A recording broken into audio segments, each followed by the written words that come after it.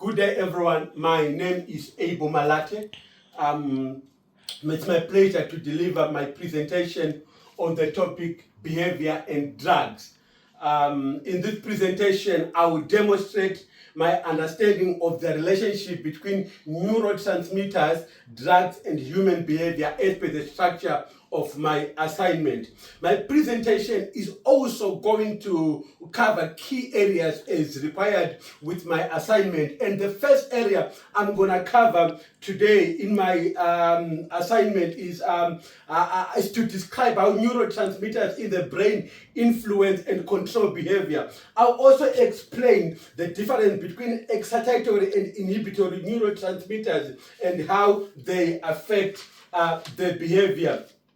In my assignment, I'm also going to explain how drugs can affect neurotransmitter and synaptic transmission. I'll also explain how psychoactive drugs can change behavior. As per the structure of my assignment and as per the requirement, I'm also going to explain what is meant by an antagonist, agonist, and reuptake inhibitor. I'll also bring a description of the action of serotonin antagonists and reuptake inhibitors in the treatment of disorders. I'll also bring an evaluation of the use of serotonin and antagonists and reuptake inhibitors in the treatment of disorder. And finally, on my assignment, I'm going to bring an assessment of the effectiveness of drug-based treatments in altering behavior. Next slide, please. On this slide, I'm going to bring a description of how neurotransmitters in the brain control behavior, as I've made earlier on. I have my two big words on this slide, which are neurotransmitters and behavior. Neurotransmitters are chemicals which are excreted from presynaptic neurons into the synapse. They attach themselves to receptors of postsynaptic neurons to ultimately modulate our thought process, feelings, physical movement, and action. These are neurotransmitters. So neurotransmitters, they act as chemical messengers between our neurons, and our bodies cannot function well without neurotransmitters. Then I want to go a little bit further, explain the word behavior. Behavior is a way a person acts or responds or behave in different situations that could have happened or in responding to situations either to an internal or to an external stimulus.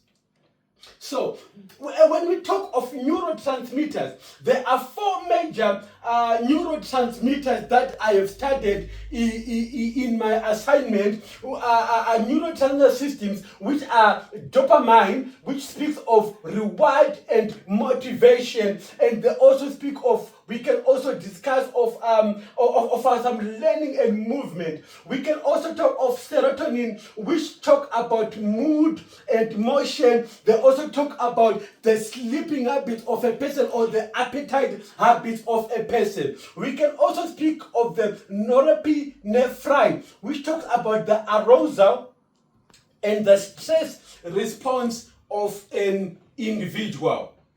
We can also talk of the last one, the last neurotransmitter system, which is GABA or GABA, which talks about the inhibition reduction of anxiety, and are each tied to particular sets of behavior responses. Neurotransmitters, as per my study and my understanding, neurotransmitters, they don't work in isolation, but behavior results from complex interaction, which means when we speak of the neurotransmitters, when we speak about the behavior, we're not only pointing on a single thing, but when we're talking of a behavior, it is a result of the complex interaction. It includes a number of things, and disturbances in transmission are linked to behavioral disturbances like Parkinson's disease and ADHD. Both result from low dopamine levels. Depression occurs occurs due to low serotonin levels and anxiety and aggression, both related to irregular GABA transmission. Can I have the next slide, please? On this slide, I'm bringing an explanation of the difference between inhibitory and excitatory neurotransmitters in the brain and how they affect the behavior. Most excitatory neurotransmitters, mainly glutamate, depolarize the postsynaptic membrane. They do this through the opening of ion channels that allow sodium ions to enter the cells, leading to the production of an excitatory postsynaptic potential, EPSP, which is a modification that makes the neuron more prone to firing. Conversely, inhibitory neurotransmitters, for instance, GABA, GABA, they bring about hyperpolarization of the postsynaptic membrane by allowing the inflow of chloride ions or the outflow of potassium ions, so producing inhibitory postsynaptic potentials, IPSPs, that lower the probability of neuronal firing and result in calm behavior. But largely, the behavior of the brain at any time depends on the balance between excitation and inhibition. When there's an excessive excitation, it may result in seizures, impulsivity, and hyperarousal, whereas an excessive inhibition will result in sedation, slowing of thought, and lowered responses. So in excitatory, it increases the brain activity, whereby in inhibitory, it reduces the brain activity. These are some of the differences that I've also picked when studying. In excitatory, they can contribute into alertness of learning, whereby inhibitory, it can contribute to relaxation and reduce the anxiety. Next slide, please. On this slide, I'm going to bring an explanation of how drugs can affect neurotransmitter and synaptic transmission. A major way in which drugs change synaptic transmission is through acting like neurotransmitters, known as the agonists, while halting receptors from working antagonists, deterring the reabsorption of neurotransmitters, reuptake inhibitors, or stopping the enzymes that break down neurotransmitters, MAO inhibitors. In that end, these actions either lengthen or lessen the activation of receptors. Certain drugs cause an increase in the synthesis or release of neurotransmitters. For example, amphetamines cause large amount of dopamine to be released into the synapse, which results in a level of behavioral activation that is extremely high and goes well beyond the natural dopamine signaling. The overall impact of any drug on behavior is a result of which neurotransmitter systems are hit, the levels of receptor occupants met, and whether the drug causes the receptor to be activated, blocked after binding. So that means drugs prevent reuptake, they can affect the breakdown of neurotransmitter and block neurotransmitter receptors. Next slide, please.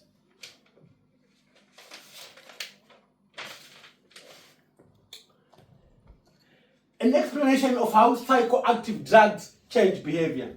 All psychoactive drugs penetrate the blood-brain barrier and modify a neurochemical activity to effect changes in mood, perception, and cognition. Consciousness and behavioral, generally known as stimulants, depressants, hallucinogens, and opioids, respectively, for their main psychological action. The stimulants, cocaine, amphetamines, all increase dopamine levels in the nucleus accumbens, resulting in rush and pleasurable anticipation, increases in energy and disinhibition. These are the effects and the causes of the drug that does to any person. The depressants alcohol GHB benzodiazepines act to increase GABA mediated inhibition in many brain areas, resulting in sedation and impaired access memory. LSD and psilocybin act at serotonin 5-HT2A receptors in the prefrontal cortex, modulating sensory filtering, leading to experiences of altered perception, the dissolution of the ego, and varying states of the behavior. It is important on this on this paragraph to note that effect of drugs are as per the dose, as per the individual, and as per the circumstance. The next slide, please. On this slide, I'm going to bring in an explanation of what is meant by an antagonist, agonist, and reuptake inhibitor. An agonist acts as a neurotransmitter receptor to activate and elicit a pharmacological response of similar or greater magnitude to the normal neurotransmitter. For example, methadone as a full opioid 1 receptor agonist would bind multi-opioid receptor sites in the heroin dependent to cure withdrawal symptoms. But an antagonist is a molecule which attaches itself to a receptor but antagonizes the receptor's response to the normal agonist or neurotransmitter. For a case in hand, naloxone displaces opioids from receptors in response to overdose. A reuptake inhibitor affects the transporter protein, which will take the released neurotransmitters back into the presynaptic neuron. That means leaving them in the synapses for long. The selective serotonin reuptake inhibitor SSRI prevents the serotonin transporter SERT from functioning, leaving more serotonin in the synapses. Next slide, please.